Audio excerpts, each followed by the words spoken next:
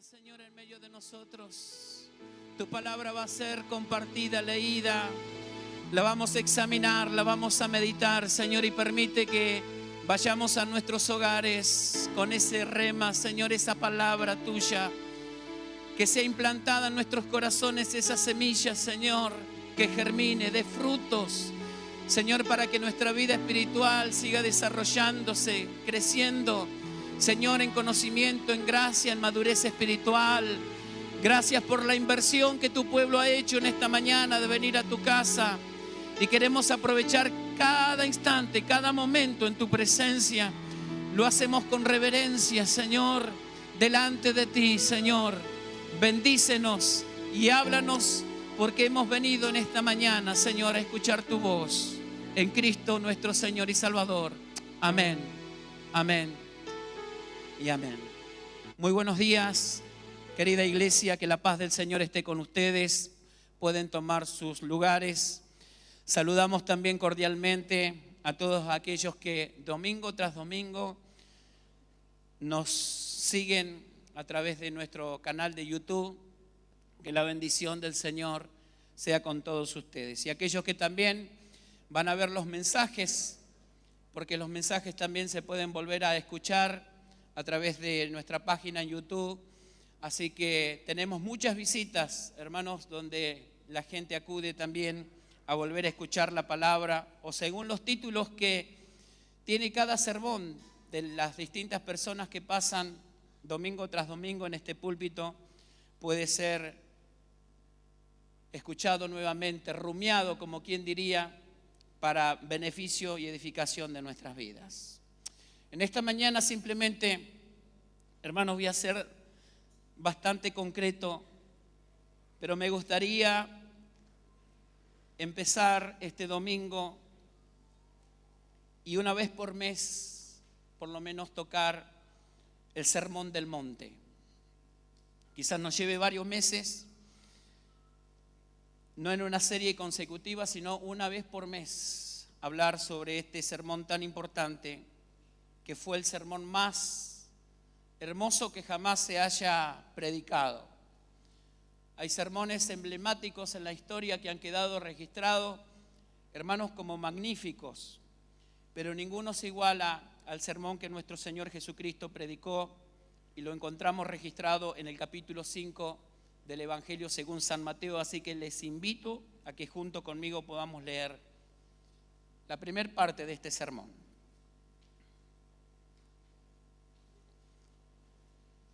Dice así la palabra del Señor en esta mañana. Viendo la multitud, subió al monte y sentándose, vinieron a él sus discípulos. Y abriendo su boca les enseñaba diciendo: bienaventurados los pobres en espíritu, porque de ellos es el reino de los cielos. El versículo 3 nuevamente. Bienaventurados los pobres en espíritu, porque de ellos es el reino de los cielos. Amén, amén a la palabra del Señor. Es de tal importancia el Sermón del Monte, hermanos, que podríamos decir en esta mañana que representa la constitución del reino. Así como un país tiene una constitución, un preámbulo, donde se desprenden todas las leyes, así el reino de los cielos tiene esta constitución, este preámbulo, donde nosotros podemos adquirir los principios de vida que el Señor nos exige como ciudadanos del reino de los cielos. A principios de siglos, cuando se estaba conformando el canon bíblico, muchos eruditos trataron de quitar el Sermón del Monte de las Escrituras, diciendo que simplemente tenía un aspecto local, que era para un tiempo y que ese tiempo había pasado, por lo tanto no lo querían incorporar en lo que hoy conocemos el capítulo 5, 6 y 7 del Evangelio de San Mateo, que componen, hermanos, todo lo que es el Sermón del Monte. Hubieran cometido el más grande error, ya que, hermanos, aquí tenemos el Evangelio comprimido en miniatura. Porque si tuviéramos simplemente el capítulo 5, 6 y 7 de el Evangelio según San Mateo sería suficiente luz para comprender y entender, hermanos, lo que Dios requiere, cómo debemos vivir y cómo debemos comportarnos dentro de esta esfera que Él ha llamado su reino.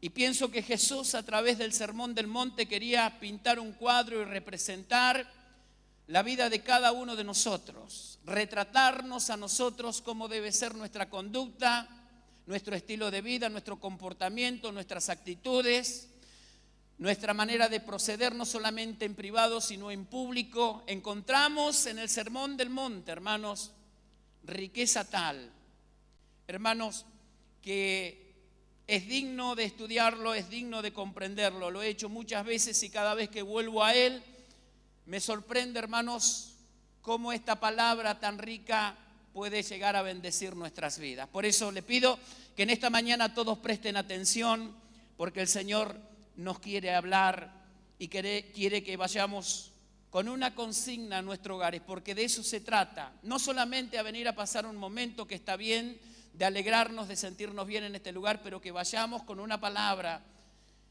para saborearla durante la semana y que esa palabra nos haga pensar, nos haga reflexionar, nos haga meditar nuestra postura delante del Señor. El Señor comienza el sermón con un pórtico, con una puerta, que son las bienaventuranzas. Cada una de ellas va a decir bienaventurados. Y esta palabra no era desconocida para aquellos que frecuentaban las sinagogas, ya que podían haber leído a David en el Salmo 1 diciendo: bienaventurado el varón que no anduvo en consejo de malo, ni en sillas de escarnecedores se ha sentado, sino que en la ley del Señor está su delicia. Salomón también dice: bienaventurado aquel que haya la sabiduría. Isaías dice: bienaventurado aquel que confía en el Señor. Así que la palabra bienaventurada era una palabra a la cual ellos estaban asociados. Pero lo que el Señor estaba a punto de hablar, lo que el Señor estaba a punto de manifestar, a muchos de ellos los iba a desconcertar. Porque el Señor pone en perspectiva esta palabra de una manera que antes nunca había sido puesta. El Señor va a decir: bienaventurados los pobres de espíritus, bienaventurados los que lloran, bienaventurados los que tienen hambre, bienaventurados los que padecen persecución, bienaventurados los que sufren. Son aparentes absurdos para muchos, porque para ellos y para la sociedad donde vivimos, bienaventurados no son los pobres, bienaventurados son los ricos. Bienaventurados no son los que lloran, bienaventurados son los que ríen. Bienaventurados no son los que son perseguidos, sino bienaventurados son aquellos que viven en sosiego y en paz. Y uno puede hacer dos lecturas del Sermón del Monte y uno lo puede hacer superficialmente y a vuelo de pájaro, hermanos, donde uno quizás no va a entender, o como muchas veces se ha malinterpretado la postura, hermanos, del Sermón del Monte. Pero para ello tenemos que hacer una segunda lectura de lo que el Señor nos quiso comunicar o lo que el Señor nos quiere comunicar, de lo que el Señor nos quiere enseñar y transmitir, para que nosotros vivamos en la perspectiva correcta en su reino, en la posición correcta, en el lugar donde Él nos ha puesto para ser verdaderamente bienaventurados. Muchas traducciones traducen la palabra bienaventurados, las nuevas sobre todo, felices, dichosos. Pero esta palabra, más allá de la simple felicidad que nosotros la relacionamos al momento de haber recibido una buena noticia, de haber adquirido un bien, alguien viene y le cuenta y le dice: estoy feliz. ¿Por qué? No, porque vino mi hijo, vino mi sobrino, compré el auto. Esa felicidad es un tipo de felicidad momentánea. Pero la felicidad que significa la bienaventuranza está pensada en un contexto griego donde la palabra significa makarios en griego, que era una felicidad que los griegos atribuían solamente a sus dioses. Una felicidad que no podía ser interrumpida ni alterada por ninguna circunstancia. Y bajándolo al plano nuestro, tendríamos que decir que bienaventurado es un estado de sosiego, de tranquilidad, de calma, de saciedad, de complacencia, de un equilibrio, hermanos, donde uno sabe dónde está parado y que donde está parado no puede alterarse porque esa bienaventuranza viene de Dios y se sustenta en Dios. Por eso el Señor en esta mañana nos llama a nosotros bienaventurados, doblemente felices. Y esa felicidad no puede ser alterada, no puede ser modificada, no puede ser cambiada, porque el Señor nos ha puesto en un ámbito donde de Él depende y en Él se sustenta ese favor, esa misericordia, esa gracia que está otorgada simplemente para aquellos que han decidido formar parte de su reino, de ser parte de esa ciudadanía que estamos transitando en esta tierra, pero que aguardamos, hermanos, esa manifestación gloriosa de ese reino pleno, de ese reino enteramente, hermanos, como la palabra de Dios lo describe, un reino sin corrupción, un reino donde no existirá el llanto, ni la lágrima, ni el dolor, ni la enfermedad, ni la muerte. Pero no obstante, hermanos, estamos en el preludio de ese reino. Y estamos insertos, caminando hacia Él a la plenitud, pero ya estamos de alguna manera disfrutando anticipadamente esos bienes que disfrutaremos en la eternidad. Por eso somos bienaventurados. Amén. Decirle al que está a tu lado, bienaventurado. Es una felicidad única que el Señor nos otorga. Es interesante cómo Mateo presenta al Señor en esta oportunidad, porque dice, subiendo al monte se sentó. Y esto está dentro de un contexto hebreo. Mateo era hebreo, por eso hay que entender el contexto, por qué dijo se sentó. Porque los rabinos y los doctores cuando enseñaban se sentaban. Jesús les va a decir a sus discípulos, en la cátedra de Moisés se sientan los escribas y los fariseos. Así que todo lo que ellos le digan que guarden, guardadle, pero no hagáis como ellos hacen. Y la palabra cátedra viene de la palabra silla. Quiere decir el que enseña sentado. Mateo nos está diciendo que Jesús tiene una posición de autoridad, que es un rabino, que es un maestro magistral y por excelencia. Otra expresión que podemos adquirir, hermanos, de lo que Mateo nos está describiendo es abrió su boca. Este es un hebraísmo que se usaba en la época, que no decía Jesús va a decir o Jesús dijo, sino abrió su boca. Y cuando alguien decía abrió su boca era porque iba a decir algo importante, iba a decir algo trascendente, algo donde uno debería prestar atención, porque la persona que va a abrir su boca está por decir, hermanos, cosas que son muy relevantes. Entonces es como Mateo pone el énfasis diciendo, escuchen, porque el Señor está abriendo su boca y lo que está por decir no solamente es para un periodo local o circunstancial de aquellos galileos que le escuchaban, sino que va a trascender el tiempo y la cultura y las costumbres. Jesús se sentó y Jesús abrió su boca y comenzó a enseñar, diciendo, bienaventurados los pobres en espíritu, porque de ellos es el reino de los cielos.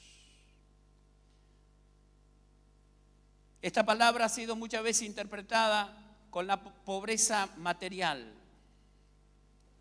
Y Jesús no estaba hablando de riquezas ni de bienes materiales. Jesús estaba hablando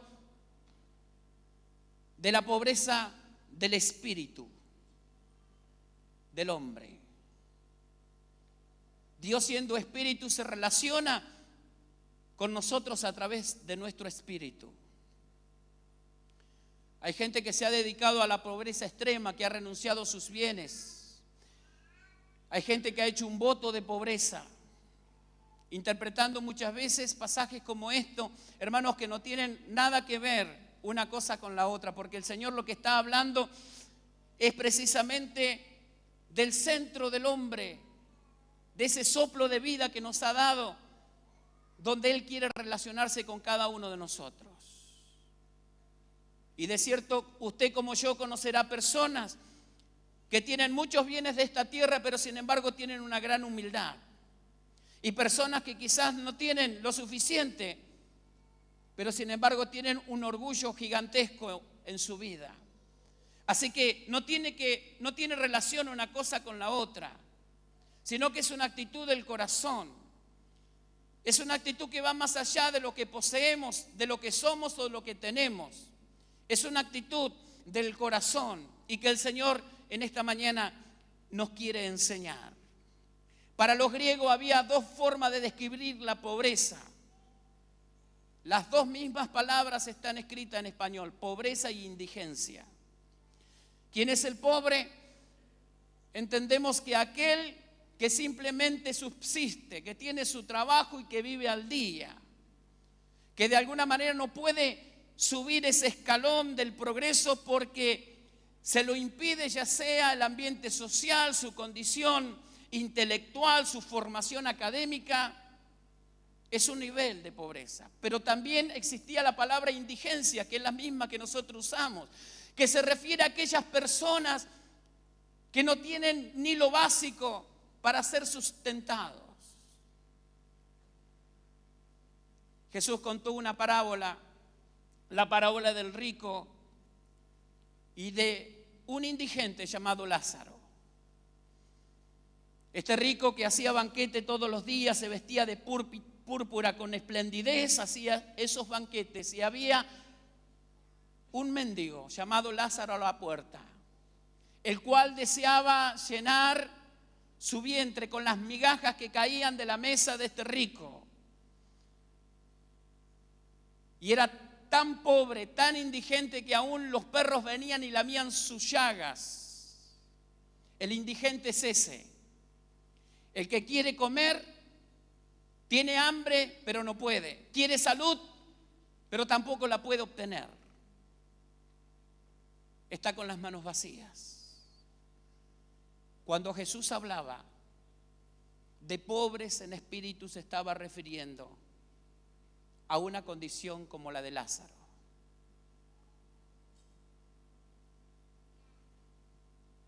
De ser pobres hasta ese nivel que va a generar en mí ese conocimiento de mi pobreza, dependencia de Dios absoluta. Como un coro que cantamos, no tengo nada que ofrecerte. Y es verdad, nosotros no tenemos nada que ofrecer. Simplemente un corazón quebrantado delante del Señor. Jesús cuenta otra parábola donde dos personas suben al templo a orar. Uno era un fariseo y el otro un publicano. El fariseo dijo: Señor, yo te doy gracias, porque no soy como los otros hombres, ladrones, adúlteros, injustos. Yo oro todas las veces, doy de mi diezmo toda la ganancia. ¿Qué le estaba diciendo este hombre a Dios? Señor, yo soy rico. Pero vino otro que ni siquiera quería alzar su mirada al cielo, sino que golpeando su pecho decía: Señor, sé propicio a mi pecador. Jesús termina la historia diciendo y preguntando: ¿quién subió justificado a su casa antes? ¿El fariseo o el publicano? El fariseo que desplegaba su alarde de su riqueza, de todo lo que hacía, que era parte del deber y del cumplimiento y no tenía por qué, hermanos, alardar delante del Señor ni de su prójimo. Pero sin embargo aquel publicano, que estoy seguro que hacía las mismas cosas que el fariseo, pero sin embargo no alardaba de eso. no hacía alarde, sino que le dijo: Señor, yo soy pobre. ¿Cuándo descubrimos nuestra pobreza, hermanos? Cuando entendemos quién es Dios y quiénes somos nosotros. Y yo sé que esto es como un cachetazo, hermanos, en medio de estos tiempos y de la sociedad que vivimos. ¿Sabes por qué? Porque vivimos en una sociedad, hermanos, humanista, tremendamente humanista. Y uno, cuando escucha la palabra humanista, muchas veces entiende la idea como el tema de tener compasión, de ser humano, de ser de alguna manera cooperativo con el otro. No, pero humanismo en el sentido de que hay una filosofía donde se trata de endiosar al ser humano,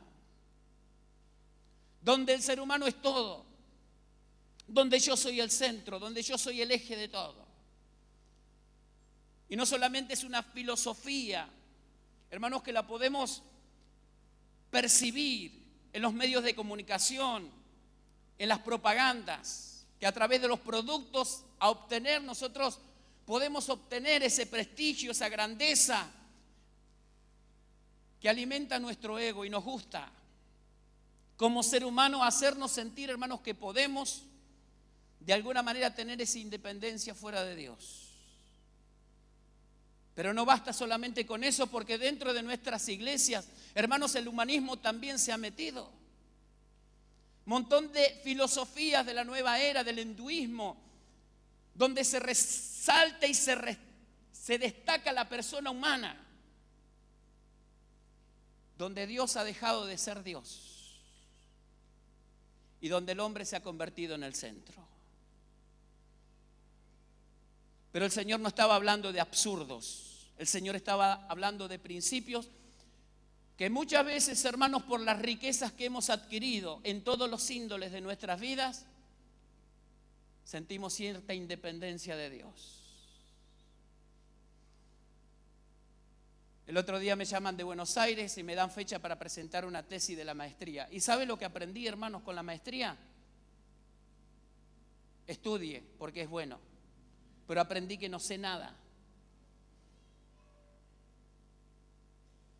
No sé nada. Cuando uno más cree que sabe es cuando menos sabe.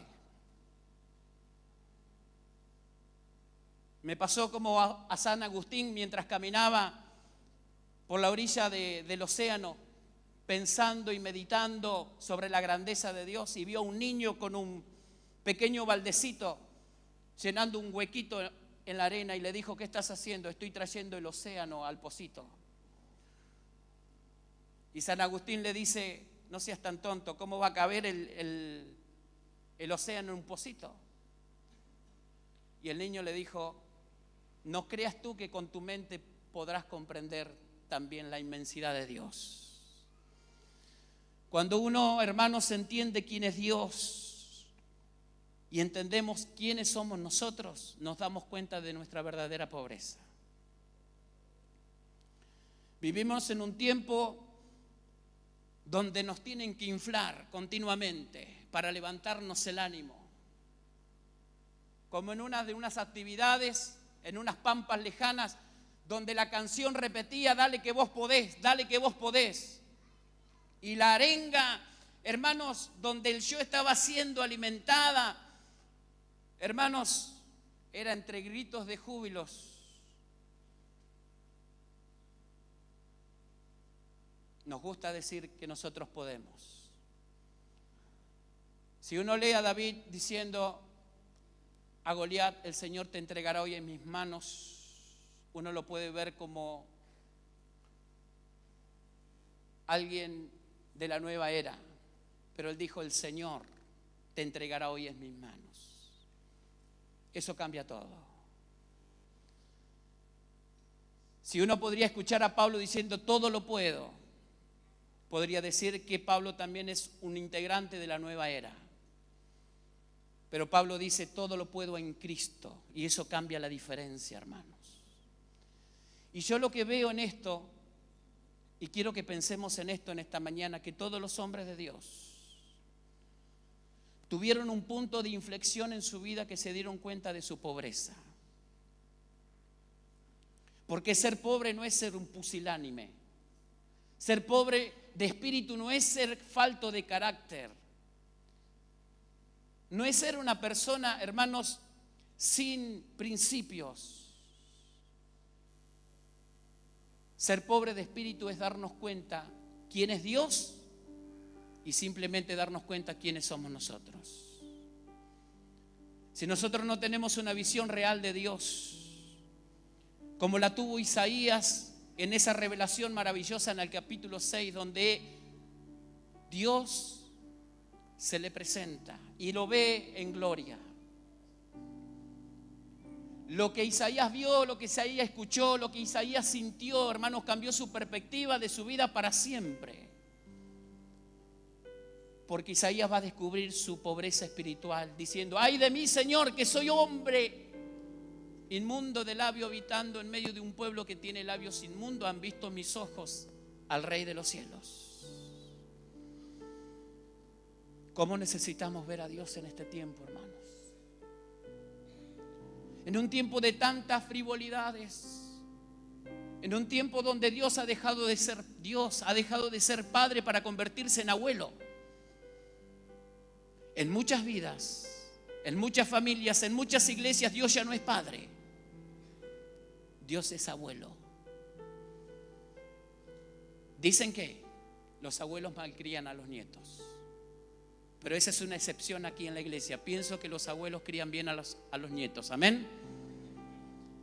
Pero hay esa concepción de Dios, el abuelo, el permisivo. Todo es permitido. Y eso nos ha llevado, hermanos, muchas veces a restarle valor a las cosas santas, a las cosas sagradas, a las cosas que son importantes. Hoy todo se toma superficialmente, se toma en chiste. Pero yo quiero decirle en esta mañana, las cosas del Señor son sublimes, dignas de nuestro respeto, dignas de nuestra admiración. En algún punto de nuestra vida hemos perdido ese temor, ese respeto, esa admiración por las cosas de Dios. Hay que recuperarlo. ¿Cómo lo recuperamos? Ser consciente de nuestra pobreza espiritual. No tengo nada, Señor, nada que me pueda presentar delante de ti. Soy tan pobre, soy como Lázaro, ese indigente que depende absolutamente de ti. Cuando uno escucha a Moisés, hermano, diciendo: ¿quién soy yo para que vaya a Faraón? Muchas veces lo hemos juzgado como una persona temerosa o falta de carácter. No. Se dio cuenta de su pobreza, de su limitación. Y cuando nosotros nos damos cuenta de nuestra limitación, hermanos, es entonces cuando Dios toma el control de las cosas. Y yo estoy en la correcta posición. Cuando yo estoy sentado en el trono y tengo el control de todas las cosas, ¿sabes cómo es la única forma de salir de acá? Descubriendo mi pobreza, descubriendo mi limitación. Como hemos cantado, cuán grande es Dios. Hemos perdido quizás la perspectiva de la grandeza de Dios, de la santidad de Dios. Pero cuando yo me doy cuenta de mi pobreza, comienzo a hacer esto. Salgo del trono. Y que quien se debe sentar aquí es el Señor. Porque hay un solo rey. Dejemos que el rey sea rey y nosotros ocupemos nuestro lugar. Ese lugar de dependencia cambia nuestra perspectiva en la vida y nuestra conducta y nuestra manera de ver y de relacionarnos. Hay una persona que va a Jerusalén, es un funcionario de una reina de Etiopía, es un eunuco, es el tesorero de la reina y va a Jerusalén a adorar al Señor. Es un prosélito judío, o sea, una persona que no es judío, pero se hizo judío por la religión, que requería dos cosas: bautizarse y circuncidarse. Pero no vuelve solo, vuelve con el rollo del profeta Isaías, algo que no era usual ni común en la época, porque nadie podía adquirir porque era de gran valor, pero él tenía dinero, va con su séquito. Y de regreso viene leyendo el capítulo 53 de Isaías. Como cordero fue llevado al matadero, y como oveja delante de sus trasquiladores no abrió su boca. Pero alguien que va caminando a la vera del camino, alguien con aspecto de una persona de pueblo, que no va ni siquiera en una cabalgadura, le dice: ¿pero entendés lo que estás leyendo? Y él le responde: ¿cómo voy a entender si nadie me enseña? Ese es un pobre de espíritu. ¿Cómo voy a entender si nadie me enseña? Usted sabe, venga y siéntese a mi lado. Y dice que Felipe comenzó a enseñarle, desde Moisés hasta las Escrituras, todo concerniente al Señor. Pobre de espíritu. Aquel que se ha vaciado una vez delante de Dios, hermanos, es conocido por sus actitudes, por su trato, por su manera de ser. Una vez al rey David le cometen una tremenda injusticia. Él y sus hombres habían defendido a los pastores de una persona, de un necio. Y David le pide comida. Y este necio comenzó a maldecirlo y diciendo: ¿quién es David? Y David dice: caramba, con todo lo que hemos hecho por ellos, ármense en todo y vamos, lo vamos a pasar por arriba. Pero mientras David iba decidido a terminar con la vida de Nabal y toda su casa, le sale al encuentro una mujer.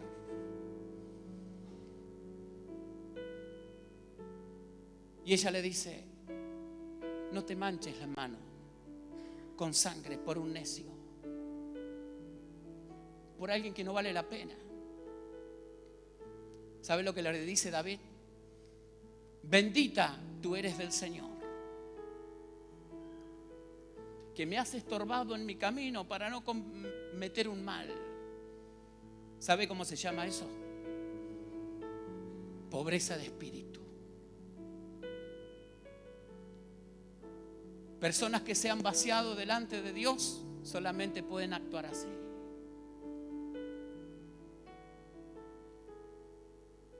No somos nada, hermanos. Y esto va en contra de lo que nos enseñan. No somos nada. Santiago dice: somos como la hierba donde sale el sol. La hierba se seca, la flor se cae y se marchita.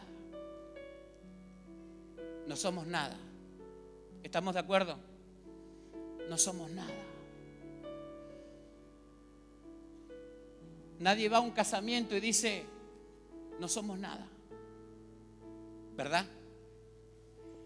Nadie va a un cumpleaños, Ricardo, y dice: no somos nada. Nadie va a un aniversario y en el discurso de exaltación a la persona le dice: no somos nada. ¿Dónde se dice? ¿Dónde se dice no somos nada? ¿Por qué? Porque nos damos cuenta, hermanos, de cuán vulnerables, de cuán finitos somos. Nuestra vida es demasiado corta. Nuestro tiempo es simplemente un suspiro en esta vida. Dios es eterno y cuando yo pienso en la eternidad de Dios es algo que no lo puedo entender, no lo puedo asimilar. Cuando uno se da cuenta de la grandiosidad de Dios, de lo que Dios es entonces cuando nos damos cuenta de cuán pequeñitos somos.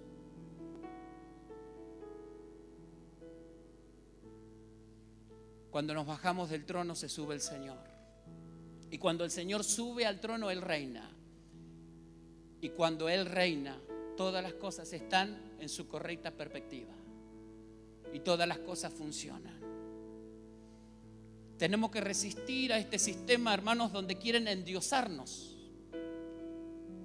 Y yo vengo para desanimarlo en esta mañana y decirle: no somos dioses. Somos seres humanos. limitados, falibles, con faltas, con pecado. Cuando nosotros reconocemos eso en nuestra vida, estamos reconociendo nuestra pobreza espiritual. Y somos bienaventurados. La felicidad no viene por nuestra independencia. La felicidad viene por la dependencia del Señor. Y a menos que reconozcamos que somos pobres en espíritu, es la única forma de estar en el lugar correcto donde el Señor quiere que estemos. Nos ponemos de pie en esta mañana. Oh Señor, gracias.